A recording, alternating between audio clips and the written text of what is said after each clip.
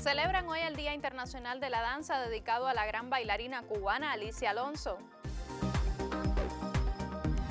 Continúan los artistas concibiendo sus obras marcadas por la actual circunstancia sanitaria y el aislamiento social.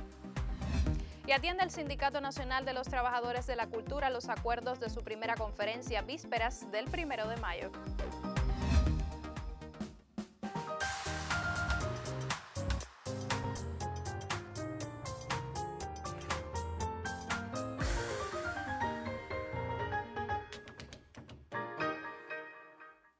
Saludos desde La Habana. Es miércoles 29 de abril de 2020 y ya abrimos la emisión centro de la semana del noticiero cultural de la televisión cubana. Desde 1982 se celebra en esta jornada el Día Internacional de la Danza. Este año se dedica a la gran bailarina cubana Alicia Alonso. Instituido en 1982 por la UNESCO, atendiendo a una iniciativa del Comité Internacional de la Danza, perteneciente al Instituto Internacional de Teatro, cada 29 de abril se celebra el Día Internacional de la Danza. La fecha fue elegida por ser el natalicio de Jean-Georges Nover, destacado bailarín y coreógrafo francés, innovador y estudioso de este arte, maestro y creador del ballet moderno. Tradicionalmente, compañías danzarias de todo el mundo celebran esta fecha con un variado programa de presentaciones y encuentros con destacadas figuras de la danza a nivel mundial. Pero hoy estas celebraciones ocupan otros escenarios como las plataformas digitales ante la creciente propagación de la COVID-19. Para la ocasión de 2020, a petición de la delegación cubana del Instituto Internacional de Teatro, UNESCO, se acordó rendir homenaje a las figuras de la prima bailarina absoluta Alicia Alonso, con motivo del centenario de su nacimiento y en reconocimiento a su extraordinaria labor artística como embajadora mundial de la UNESCO.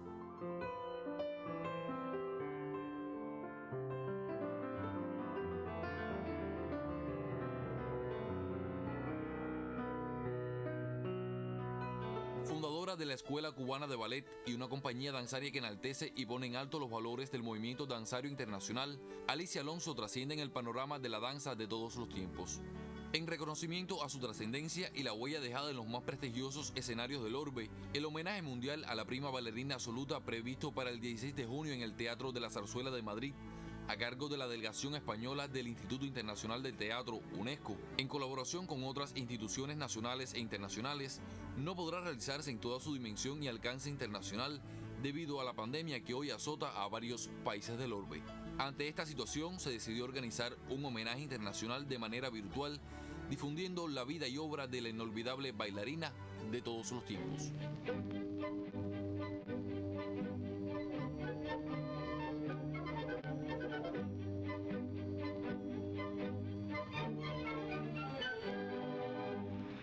Daniel González Cabello, Noticiero Cultural. Y precisamente a la obra de la prima bailarina absoluta cubana Alicia Alonso nos acercamos en el Día Internacional de la Danza. Alicia Alonso nació para alumbrar un siglo.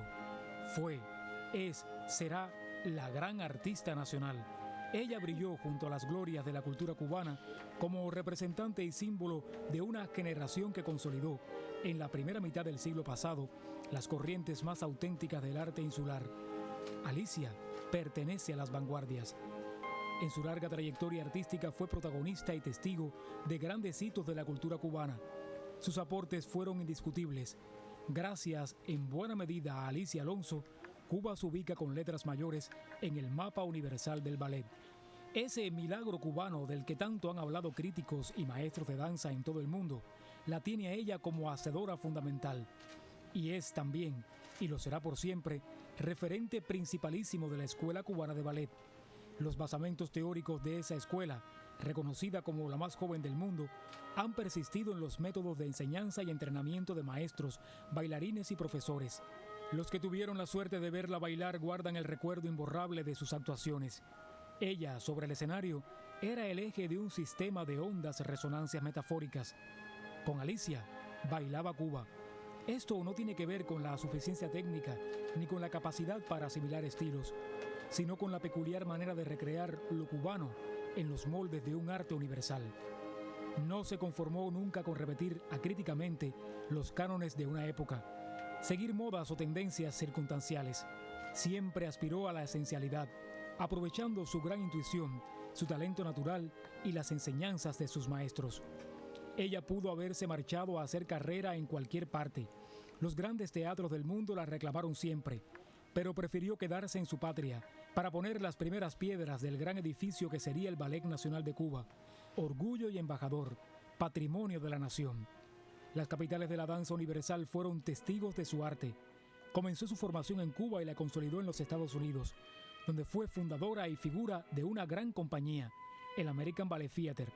Montó su Giselle eterna en la Ópera de París. Bailó en Moscú cuando ninguna bailarina occidental se atrevía a hacerlo. Su vida es una novela pletórica de acontecimientos. Casi todos los grandes intelectuales que fueron testigos de su arte a lo largo de estas prolíficas décadas le han dedicado elogios enfáticos que ubican a la bailarina a las puertas mismas de la leyenda. No se puede contar la historia del ballet en América toda sin tomar en cuenta su ejercicio creativo. Ella constituyó, nadie lo pone en duda, la cima de la danza iberoamericana de todos los tiempos. De su país, Alicia Alonso recibió todos los honores, pero siempre quedaremos en deuda. Cada vez que en uno de nuestros teatros se aplauda la ejecución de una bailarina, se aplaudirá a Alicia. Cada vez que un niño entre en una escuela de ballet y salga de allí formado, habrá que recordar a Alicia. Cada vez que el Ballet Nacional de Cuba brille en cualquier escenario del mundo, ahí estará Alicia. Ella consiguió la eternidad. Yuris Nórido, en el Noticiero Cultural. Y la provincia de Guantánamo celebra este año el aniversario 30 de la creación de su movimiento danzario profesional. Con 3 compañías de un marcado reconocimiento y la presencia de un nivel de danza territorial para la enseñanza artística, sus especialistas y creadores siguen el legado de la bailarina y también coreógrafa norteamericana Elfriede Mahler, quien fuera la precursora.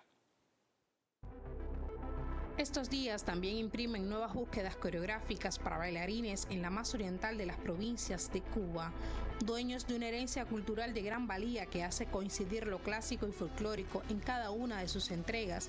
Ellos se unen a la celebración mundial por el Día de la Danza y hacen de sus casas espacios únicos para expresar la diversidad creativa de sus pasos. Nutrido desde el comienzo por la sapiencia de importantes maestros y el apoyo sostenido del Consejo Provincial de las Artes Escénicas, hoy el movimiento profesional danzario guantanamero, con 3 décadas de fundado, encuentra nuevos espacios para promover todos los lenguajes posibles de esta disciplina que trasciende con su fuerza cualquier distancia. Cristian Nay, Noticiero Cultural.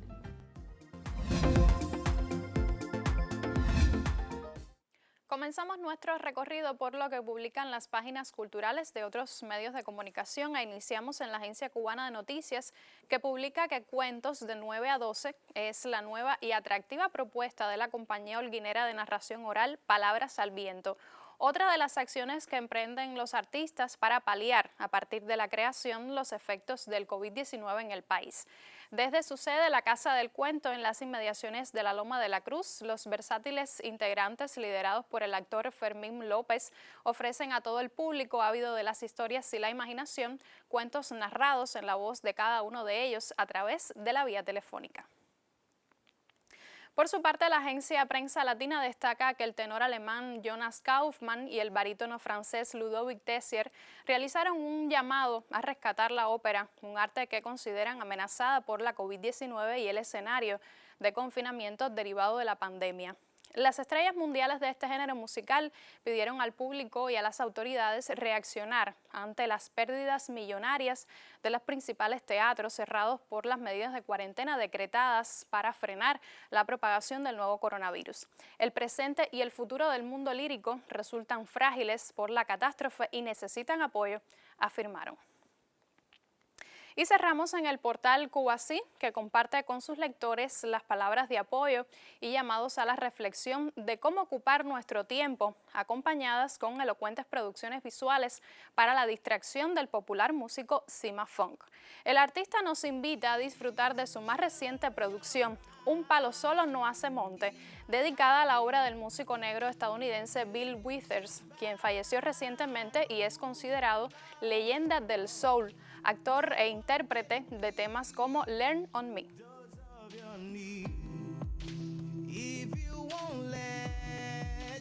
Con un fragmento del tema Learn on Me, interpretado por Sima Fong, cerramos nuestra revista de prensa por hoy. Ahora hacemos una pausa en nuestro recorrido informativo y en el próximo segmento abrimos nuestra sección Contrapunteo para dar continuidad al debate que esta semana dedicamos al quehacer del Sindicato de los Trabajadores de la Cultura vísperas de la celebración del 1 de mayo. Manténgase junto a nuestra señal.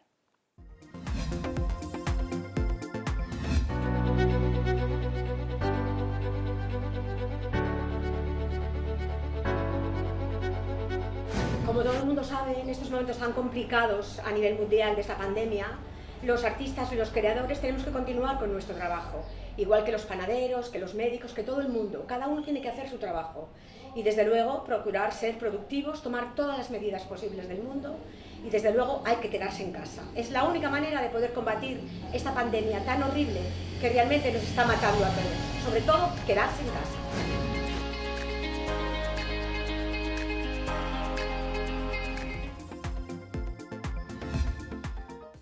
Por estos días en los que resulta imprescindible el aislamiento social a causa de las medidas para prevenir la COVID-19, nuestros creadores y entre ellos destacadísimos músicos siguen concibiendo sus obras en sus hogares. La periodista Magda Resi conversa hoy en su segmento de entrevistas con un popular músico cubano, quien vísperas de este 1 de mayo ha sido reconocido por la Central de Trabajadores de Cuba y su Sindicato Nacional de Trabajadores de la Cultura en atención a los resultados de su colectivo artístico.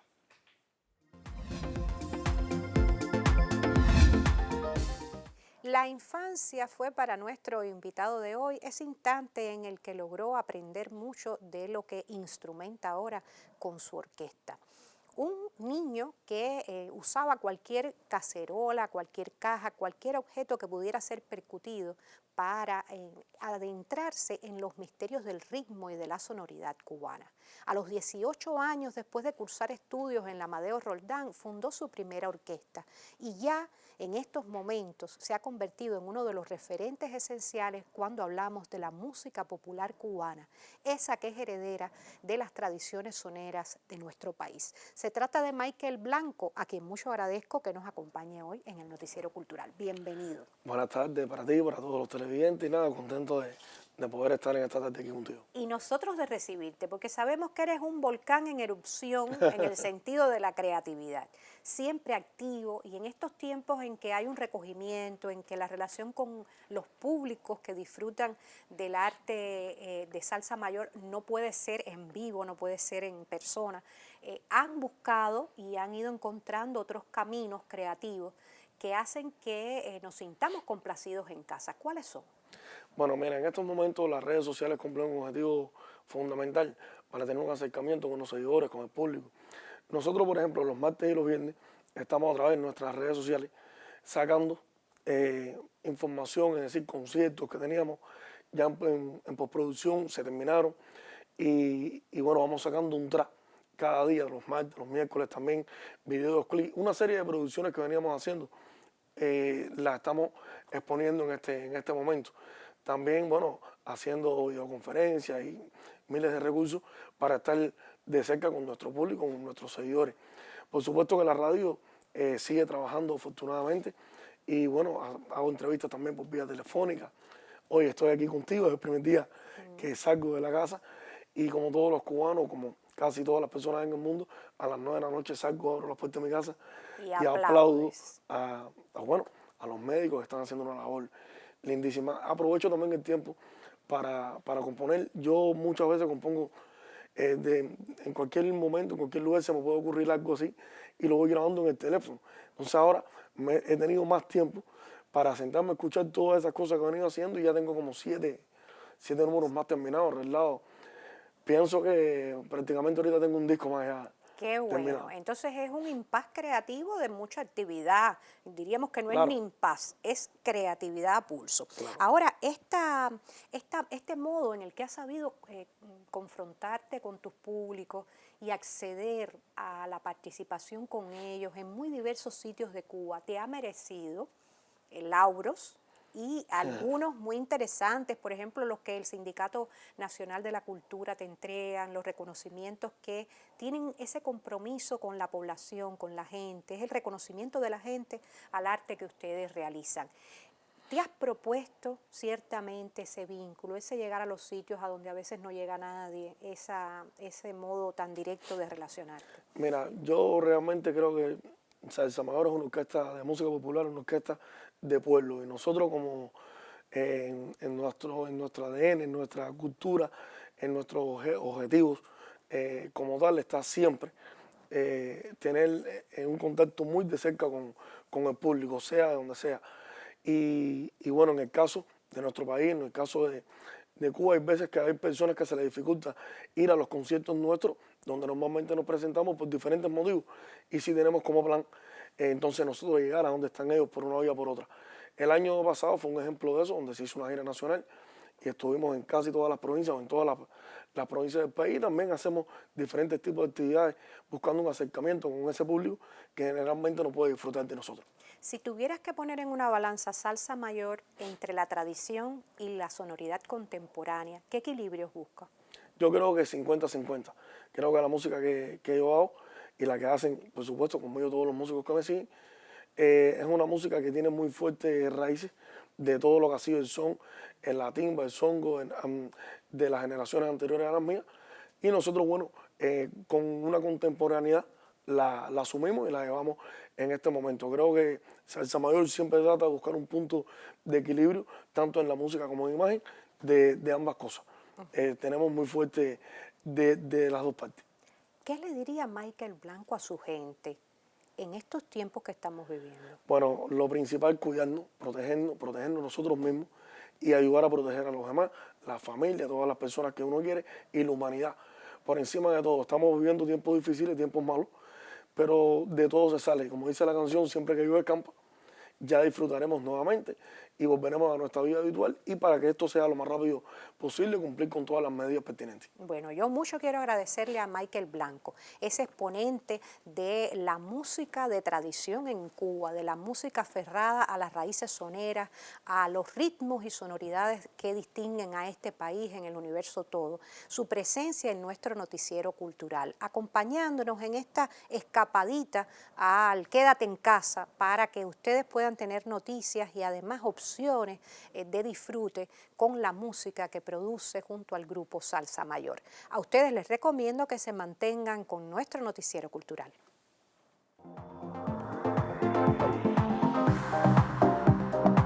Y el Sindicato de Trabajadores de la Cultura en Las Tunas, junto al Fondo Cubano de Bienes Culturales y el Consejo Provincial de Artes Plásticas, entregaron un donativo al sector de la salud. El hecho trasciende a propósito de la iniciativa por el 1 de mayo. Los artesanos artistas de Las Tunas fueron los iniciadores de la idea Asalto de Amor, auspiciada por entidades como el Centro Provincial de Artes Plásticas y el Fondo Cubano de Bienes Culturales. En especial, los creadores Olga Lidia, Ariel y William estuvieron a la vanguardia en el aporte al Policlínico Manuel Piti Fajardo de la capital tunera. Una donación consistente en guantes, aditamentos para la limpieza y en especial mascarillas faciales para el personal que labora en el área de aislamiento de la institución. Hasta hoy no teníamos esas mascarillas y nos va a servir de mucho para esos trabajadores, para los compañeros, los médicos, el personal de enfermería que tenemos en la parte del hospital de campaña, que lo tenemos ubicado en Ciencias Médicas. Y estamos convocando desde ya a todos los artistas a que el 1 de mayo estemos en casa, pero vamos a estar en casa produciendo para donar. Vamos a hacer un 1 de mayo diferente. La cultura tiene que estar siempre en todos los frentes ahí dando su granito de arena. El Sindicato de la Cultura está al frente de movimientos como este que agrupan artistas de todas las expresiones culturales. Este proyecto que han iniciado los artesanos es un proyecto que se va a extender hacia otros municipios, como tal lo están haciendo en otras provincias los anapistas, los trabajadores por cuenta propia. Así el sector de la cultura va a continuar expandiendo estos donativos al sector de la salud. Asalto de Amor de los artistas al sector de la salud, una iniciativa que seguirá creciendo por la vida. En Las Tunas, San Isla Barta, Noticiero Cultural.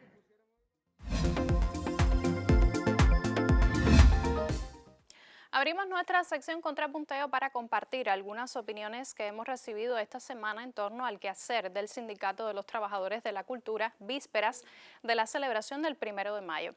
Reinaldo Meriño nos escribe desde Alamar y les leo un fragmento de su mensaje. Siempre que haya actividad laboral en la cultura o en cualquier otro ámbito, habrá necesidad de contar con un sindicato.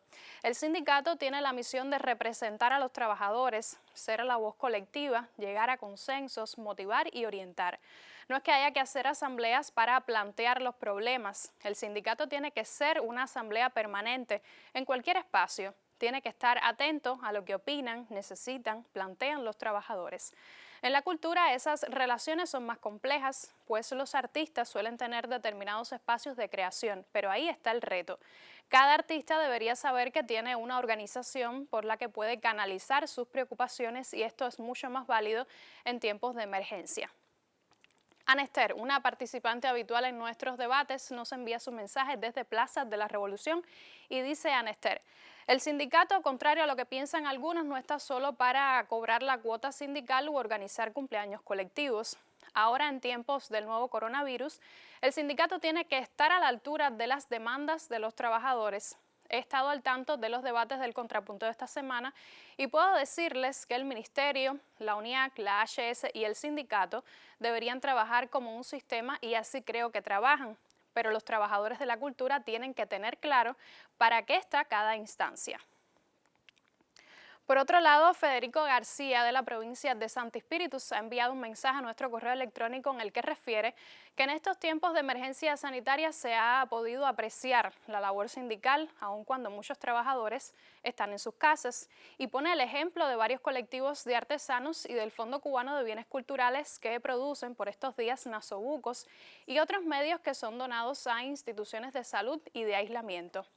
Yo creo que el modo en que el sindicato y las direcciones administrativas se han articulado para aportar en estos tiempos de la COVID-19 es un buen ejemplo de cómo las organizaciones sindicales deben estar a tono con la realidad, concluye este televidente espirituano. Por último, el periodista Mauricio Escuela opina en su columna del portal Cuba Ahora sobre este tema y les leo un fragmento de su artículo. Nuestros trabajadores del campo de las artes y las letras, tanto los que crean como los que velan por el patrimonio, se integran en una sola comunidad sindical. La batalla cultural sujeta a la COVID-19 busca debilitarnos como entidad, la erosión de las entidades desde la familia hasta el entorno más amplio. El trabajador de la cultura desde estas armas ideológicas debe participar en la creación de un sentido nuevo. Hasta aquí algunos de los comentarios que hemos recibido en nuestras direcciones electrónicas. Mañana recibiré en el estudio a Nereida López Labrada, secretaria general del Sindicato Nacional de Trabajadores de la Cultura. Y usted puede participar del debate si nos escribe a contrapuntoonc@cubarte.cul.cu o si nos deja un mensaje en nuestra página de Facebook www.facebook.com/noticierocultural.cuba. Y este 30 de abril cierra la exposición Fake News del artista visual Wilfredo Prieto, que durante un mes se exhibió en tiempo real a través de las redes sociales del artista y del espacio Galería Habana. Al cierre de esta emisión, le cuento. Ante un contexto epidemiológico que impone aislamiento social como principal medida de prevención, las redes sociales se han legitimado como una vía efectiva para socializar información y más aún, para llevar arte a las personas. Instituciones como Galería Habana y artistas como Wilfredo Prieto tomaron la iniciativa y comenzaron a transmitir en tiempo real la exposición Fake News o Noticias Falsas, disponible en redes sociales hasta el 30 de abril. Sobre esta exposición, Daineris Brito apunta: llama particularmente la atención la concepción curatorial sobre la cual descansa Fake News, dado que las 12 obras que la componen son expuestas en un plazo de un día de duración, bajo la necesidad de ser diariamente reemplazadas. Las propias bondades de esta curaduría en tiempo real permiten que la muestra, desde su instalación misma, se proyecte con la misma vorágine y fugacidad con la que transcurren las noticias en Internet. La rutina que hago todas las mañanas es la de lo que hacemos todos, ¿no? La de tomar un café y de alguna manera leer todas las noticias internacionales y nacionales a través de mi teléfono. Y esto lo traduzco a un medio clásico que es la pintura como una abstracción.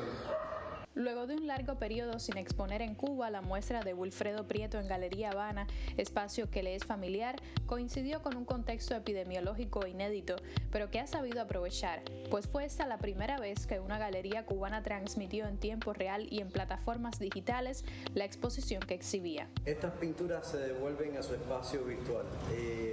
Se da un seguimiento por Instagram, Facebook, por las redes sociales.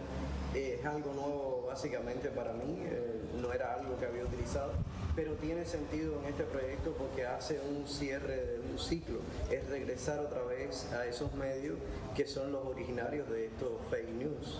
En un plano superior de interpretación, la muestra resulta una declaración de principios ante la pasividad, indiferencia y celeridad con la que asumimos la información real o no en la era de la reproducción mecánica, afirma la crítica Daenerys Brito. Y agrego que fake news constituye la oportunidad de apreciar el trabajo de un artista visual cubano que no deja de sorprender desde lo conceptual y que ha penetrado los circuitos de creación más renombrados del universo de las artes plásticas.